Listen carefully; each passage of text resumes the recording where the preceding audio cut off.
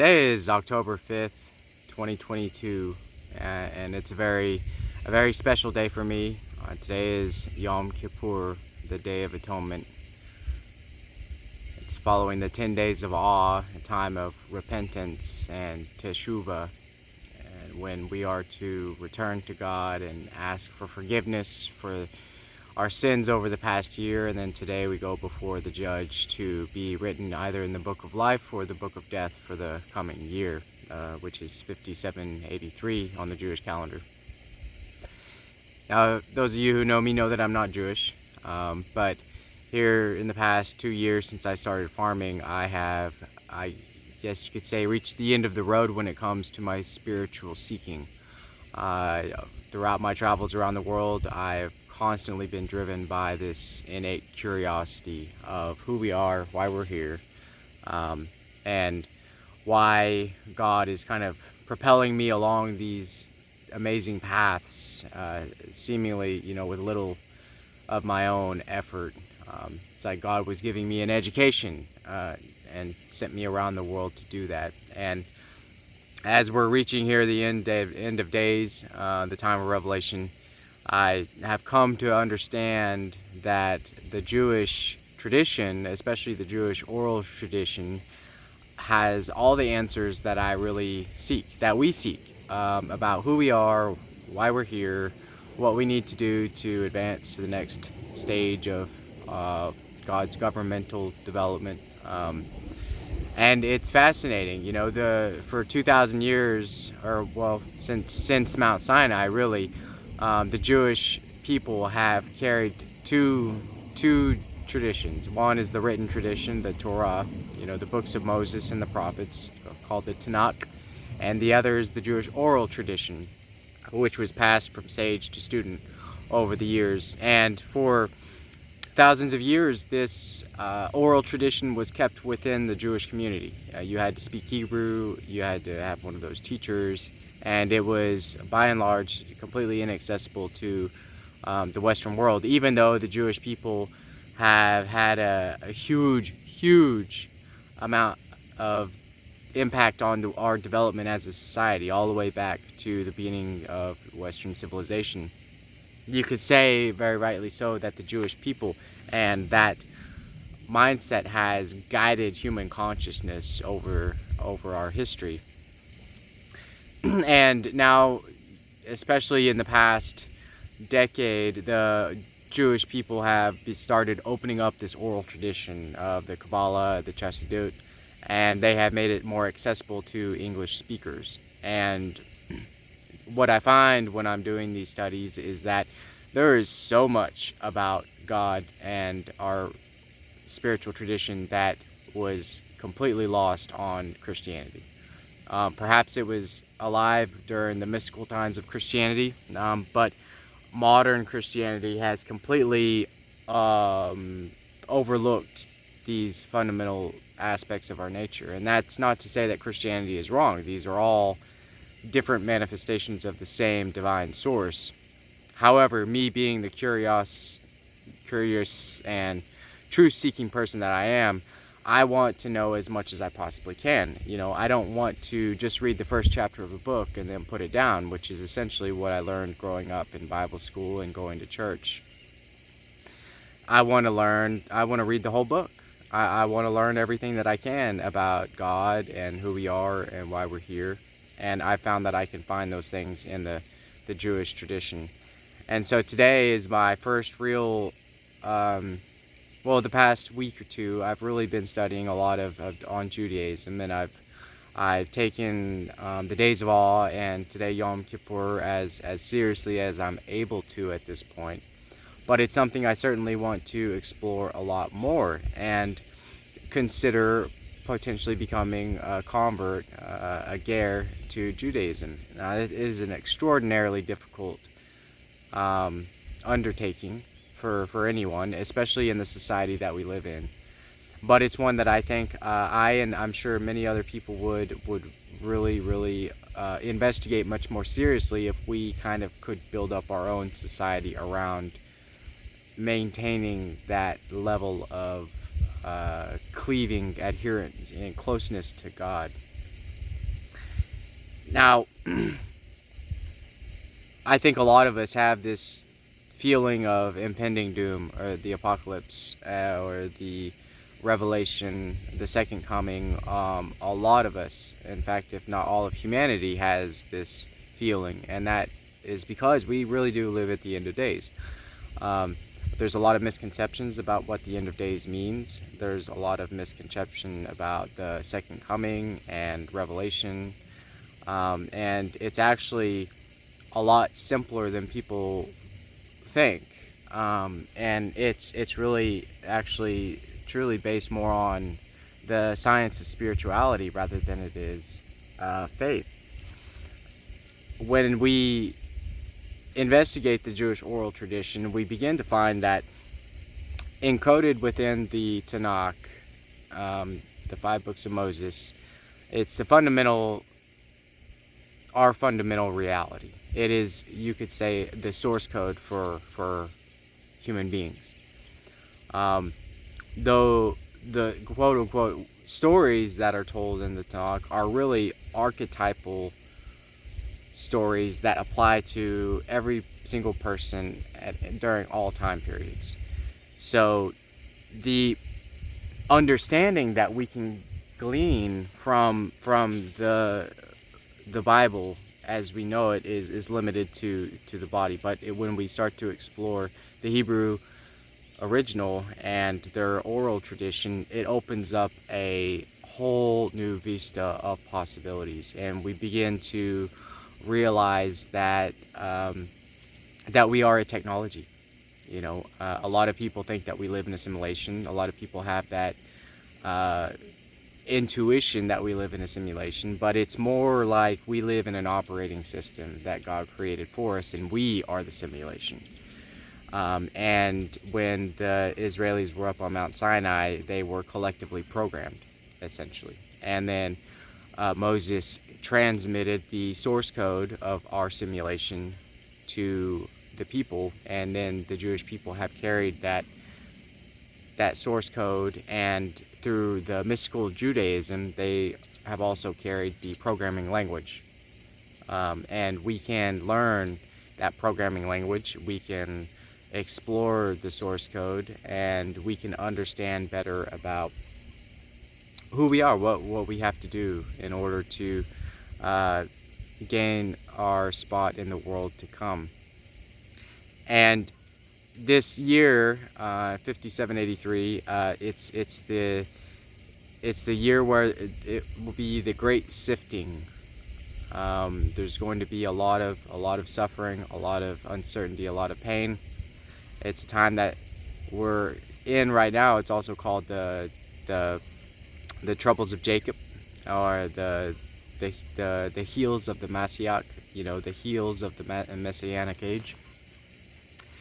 This is the time period where the entire planet and people at different times individually will go through the difficult process of the revelation that pretty much everything that we've been taught about who we are and where we come from is all a lie, and the truth has been kept concealed for a very long time, for this time that we live in now.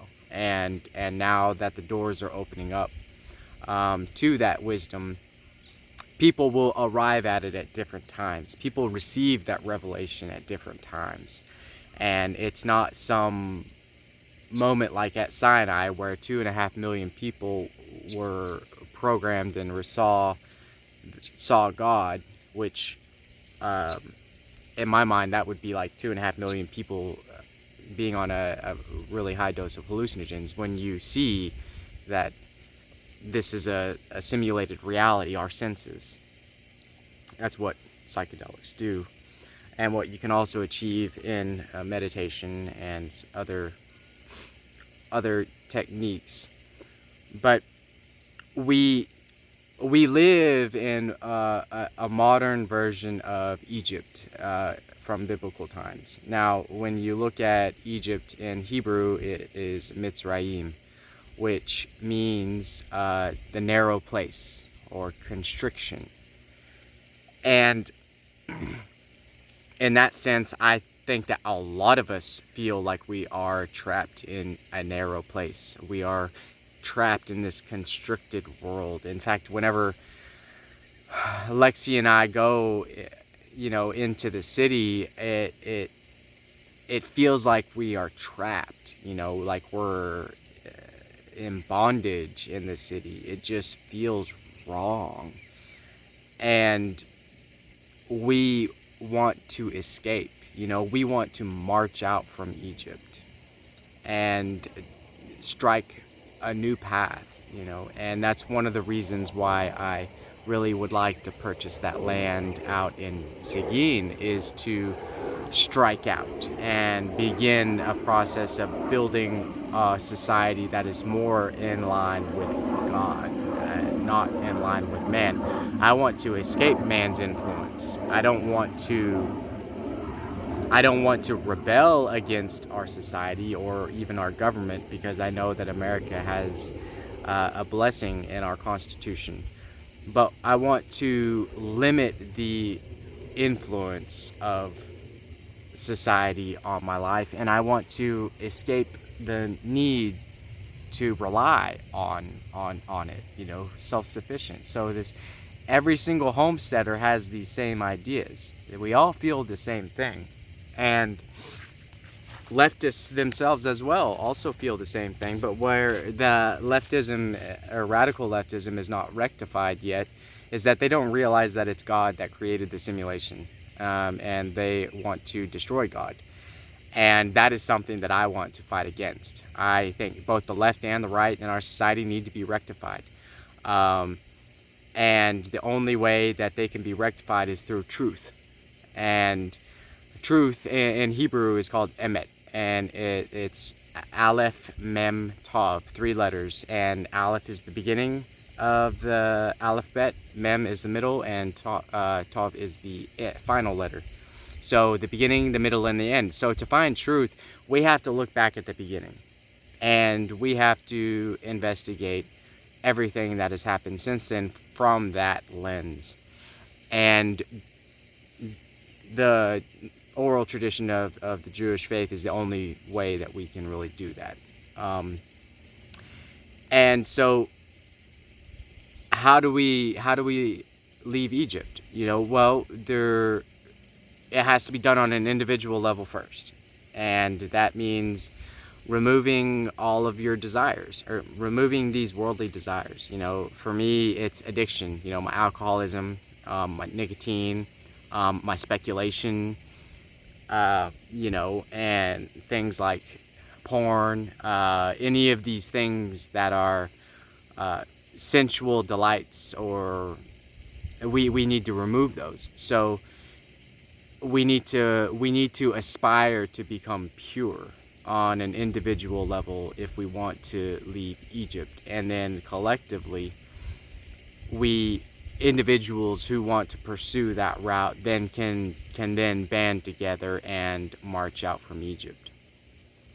And so that's kind of where I want my 5783, the year, to go, because I've made so many mistakes the past 2 years.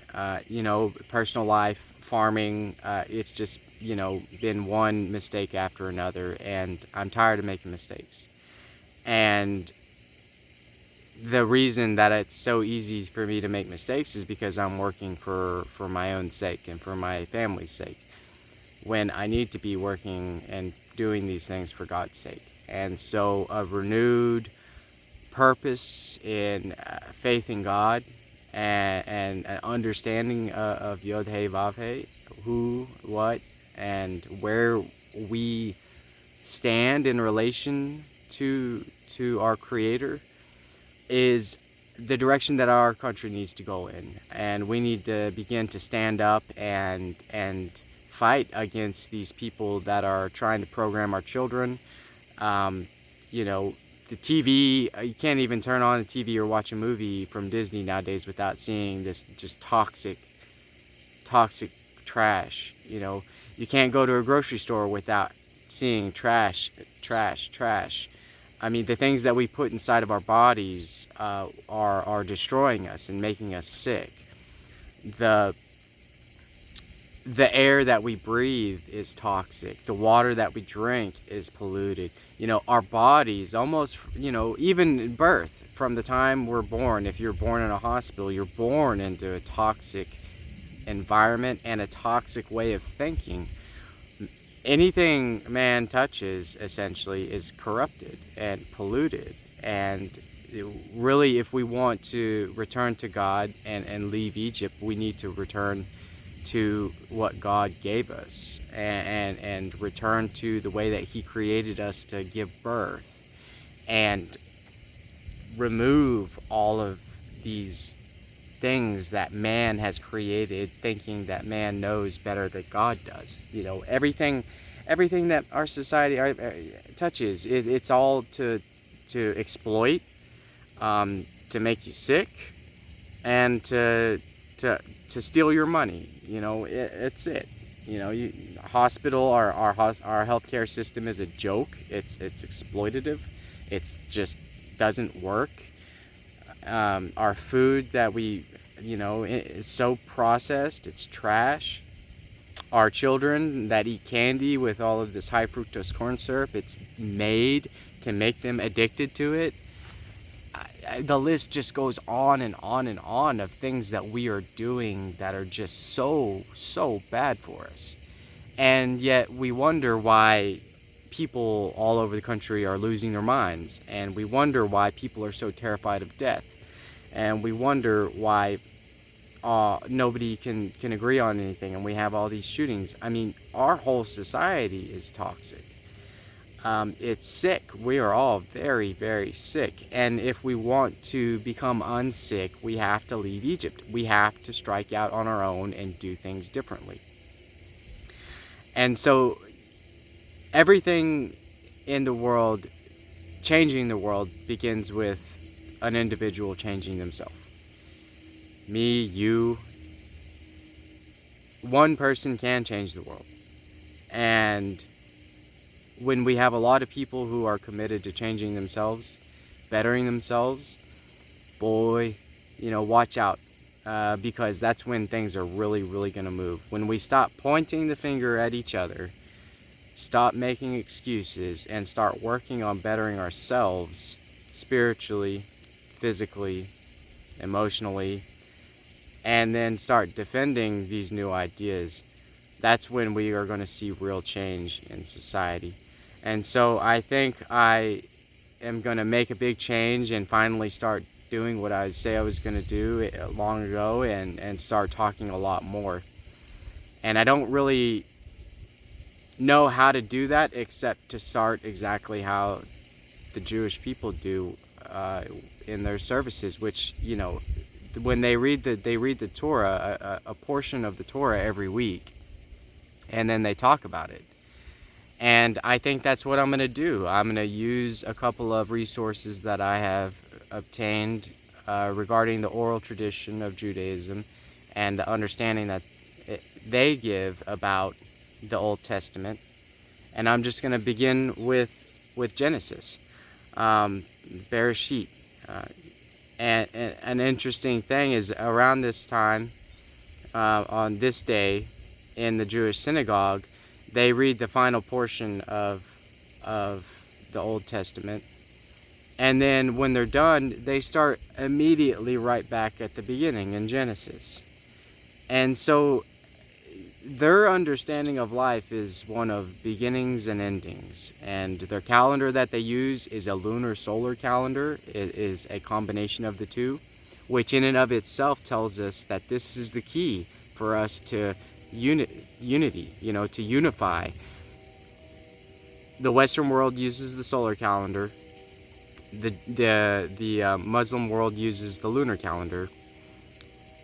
Judaism is actually the central column, and it unifies both of those. And so understanding more about their tradition and asking, we have to want to know the answers. If we have a big enough desire to know all of the secrets, to have the books of history opened up, to get a real understanding of what has happened in our history, we have to desire it. There has to be a desire to to know these things, and we have to awaken from below, and there will be a corresponding awakening from above if we desire it.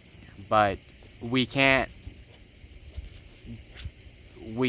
fight amongst one another to really bring that desire about.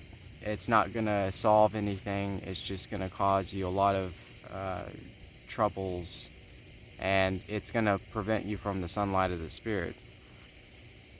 So I'm gonna start this week, I think, with Genesis, and do a video on Genesis, and start talking about what I have come to understand, my personal revelation about who we are and why we're here, and then work towards a systematic experiment that I would like to conduct to try and test my theory that we are a technology and God gave us the ability to program reality, if you will, and that He is waiting for us to ask Him if we can have permission to program reality, and that permission will be granted. I know, because now is the time. Now is the time where we act, and we act in God's name for God. Everything else doesn't even deserve our attention. The politics, all of it. And so, on this day of atonement, I would like to invite all of you on this journey that I'm about to take. It's taken me a long time to get to this point, and a lot of soul searching to finally find the courage to start talking about these things. But I'm really excited, and I hope that the energy that I have today will continue. And I think I know why I haven't had the energy to do this in the past, and that's because I've been giving my energy over to the evil side. Evil has no power of its own, only that which it steals from holiness, and that exists on an individual and a collective level. So all of this evil that we see going on in the world has no power of its own except that which it's stealing from holiness. So if we begin to give that power back to holiness, the evil will disappear, because it cannot sustain itself except what it parasitically draws from the side of holiness.